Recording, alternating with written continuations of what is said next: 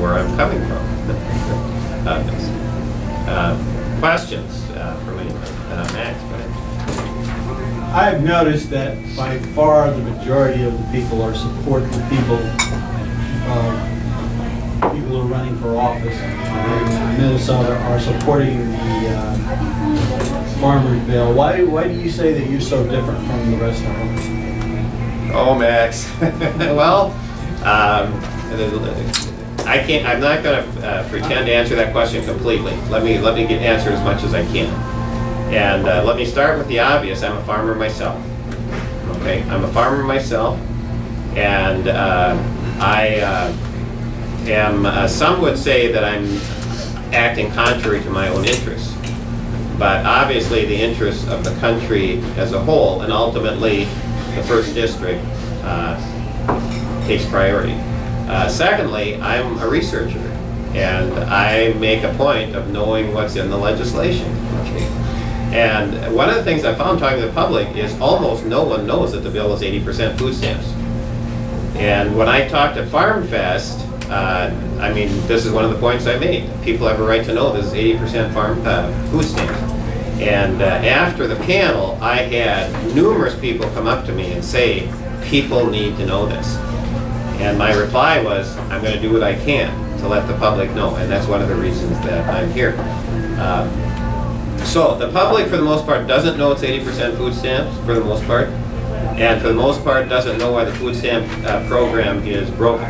Let me clarify too, Max. I support food stamps. I think food stamps are a good thing. I support people who are on food stamps. I personally am a pretty benevolent guy. I think we need to help people that need help. But the way the system is organized is unsustainable. Obviously unsustainable. And so you have to have a well-managed, sustainable program as well. Well, you have to have, let me just put it that way, you have to have a well-managed, sustainable program. 5 years from now, if we don't turn this around, 5 years from now, we could be looking, and I don't want to make a prediction that far out, only say we could be looking at 30 cents out of every dollar that we bring in going for interest. Congressional Budget Office says their prediction is that by 2016, the interest we're paying on 10-year treasuries will double.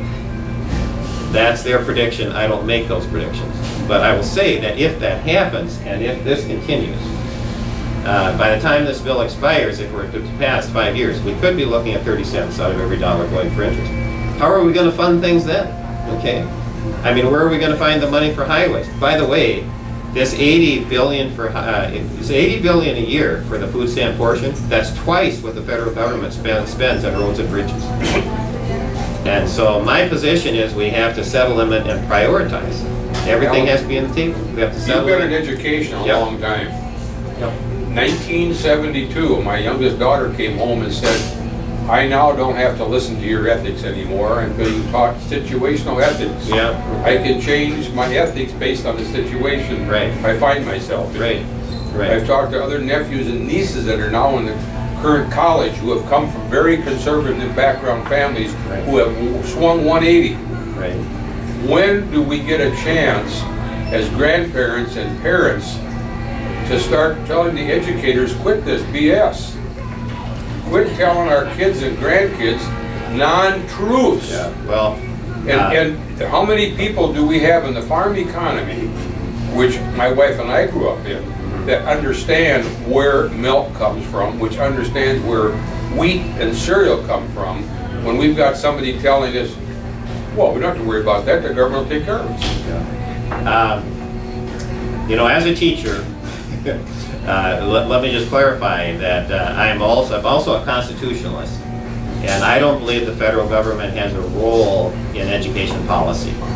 I think it can play a role in funding, but I don't think it has a role in policy. So I think you should talk to Dave Senchum, and I think you should talk to Carla Nelson and other state legislators, because as a federal legislator, I don't think I have a role in it. But I will say in my conversation I have with people, I've oftentimes found that nobody believes, I mean, nobody can live by situation ethics. It just is not possible. And I could give numerous examples of that, but I probably won't. But nobody can live by that because you're you up can't against function. a candidate that does that. Pardon? You're up against a candidate that does that all the time. You know, I'm not going to touch that. Well, can I ask you a Yes, couple Heather? questions? Yeah. First, when you're saying that it's easier for folks that aren't married to get food stamps, Yes. are you saying because of the income and how it's calculated? Or just, Yes. I just want to make sure I understand. Yes, that that's yes, yes. Do you want me to give some detail on that? Because I'm Sure. Okay. The way the system works is that it's based on household income, and right now the benefits in Minnesota are pretty high. I mean, you can have 165% of poverty right now and still qualify for food stamps. And if you want to know what that means right now is you can have a married, or you can have a couple, not married, 2 kids, they can make $49,500 and still qualify for food stamps. Okay, if they're unmarried. If they get married, then the husband's income, if that, or the one of the partners becomes part of the household income, and then it's a totally different story. But even under the House bill, which I admit is better than the Senate bill, okay, and has some advantages to the president. Even under that, the way the guidelines are written, the guidelines say that if a couple is married, then the income of both people is part of the household income. And it does reduce the threshold down to 130%, which is an improvement. But nonetheless, if they're married, both couples' income is part of the mix. If they're not married, according to the guidelines, and if, let's say, the husband makes more money, it doesn't have to be that way, but if the husband makes more money, his income is not counted if, number one, the wife buys the food, and number two, the wife prepares it. And so she can make, let's say, $20,000, whatever, and have 2 kids, they qualify easily. He could make any amount, and they potentially, and in some cases, could still meet the guidelines. If they get married, they won't qualify. The other question I want to ask you, and I haven't... But if I could just add to that. So the guidelines need to be changed so that cohabiting couples and married couples are treated the same way. And there are a lot of different ways you could approach that, but it is not it's not a good system when you discriminate against people if they get married, or give them a penalty, which is what this would do. The other question I just wanted to ask you, I haven't had a chance to see this, but my understanding is the Walls campaign is kind of upset. Well, they're handing out some material or something, okay, going after you for getting a $500,000, I believe it is. A little more than that. Farm subsidies over the years, and sort of, I guess, kind of going after you for taking that money at this time, I think, and then talking about now cutting, you know, I don't know how you respond to that. Well, I would respond 2 ways. Number one, I'm holding this press conference. I'm talking about policy. I'm talking about information. I'm talking about how we need to change policy. And Congressman Walls some time ago said he welcomed a campaign based on issues and questions of policy. And so I come out with questions of policy. How does he and his campaign reply? With personal attacks that have nothing to do with policy. And so his negative personal attacks, I would say, are not useful to a constructive dialogue on policy. I would say, secondly, if they don't like the farm payments that have been going on to this point, they appear very hypocritical because Tim Walz voted for those payments. And so how is he in a position to criticize me for taking advantage of the program he voted for? All right? That is hypocritical. And by the way, notice I make no criticism of people that are taking advantage of food stamps. I have no criticism of that. I have no criticism of people that need that. I do criticize the way the program is run because it is managed very poorly. On getting back to your food stamp thing. Yes. You mentioned there's a difference between married and single people. Right. And more and more people are now getting domestic partnership. Right. How does that affect that? You know, the way the guidelines are written is it deals with people that are married, and if people are married and if they live in the household, they are automatically part of the household. You know, if one party is living in New York, that's another matter. But if they're married and they live in the household, they are treated as members of the household. If they're not married, and I presume that means what you're asking about, that's a totally different situation. Yeah. So the guidelines specifically deal with marriage. Now, one other thing about your chart there. Yep. When a few years ago, I used to carry a lot of credit card debt. The interest rates were low, in some cases 0%, so I didn't see anything wrong with it. And that amount kept getting higher and higher. And then they changed their minds, partly because of Congress. And then my interest rate went from less than 5% up to 30%, which put me on the road to bankruptcy. I avoided it, but nevertheless, that was the results of continuing spending of money that wasn't yours. Right. And I don't see any factor in here for the event. You did mention it a little bit, but I don't see any factor. What are we going to do if we go back to Jimmy Carter interest rates? What's going to happen? How's that going to affect the chart?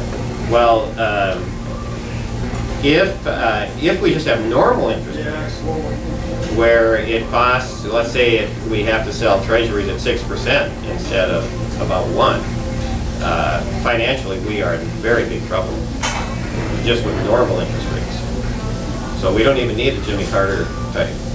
Well, I think you're heading that way. Well, I'm always very cautious about making predictions. Yeah. But obviously, like I say, the Congressional Budget Office predicts that interest rates on 10-year treasuries will double by 2016. And that's a pretty sobering What kind of number is that? Well, I can't tell you exactly, but right now they're bottom basement. So we're talking about something like going from 1 3/4 to 3.5. But don't quote me on that because these are very, these are just ballpark. But even that, when you own, when you're 16 trillion going on whatever, 20 trillion, even the 1.5% increase is huge. Is the message getting out with the dropping of that exemption for death tax from that 5 million to 1 million, how that's going to affect our whole economy in District 1? I don't know that it is, but let me say this, that personally, doing something beneficial for the inheritance tax.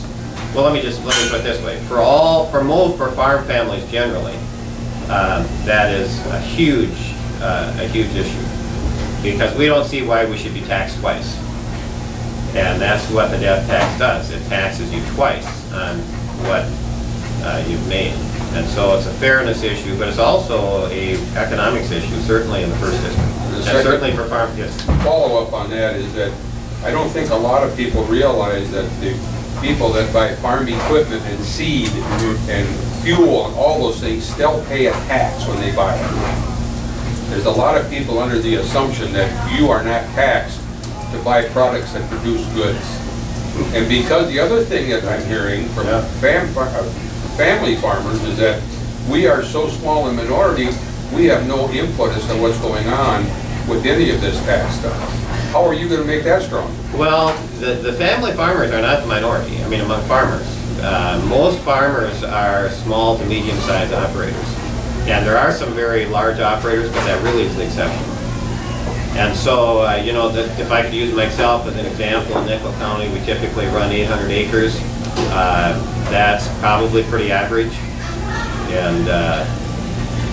And they're, people I know, many of them are smaller than that. A lot of them are bigger. So, the relatively small family farm is alive and well. Thank you, everyone. Appreciate your coming. We have another stop in Winona and another stop after that, so we can't stay very long. But let me just again emphasize, good financial management has to be on the table. And that's what we are lacking. So that's what we bring to the table. So thank you. We're going to start picking up our pieces, our props, and we'll be out to the next step. Thank you. Yeah, thank you everyone for coming.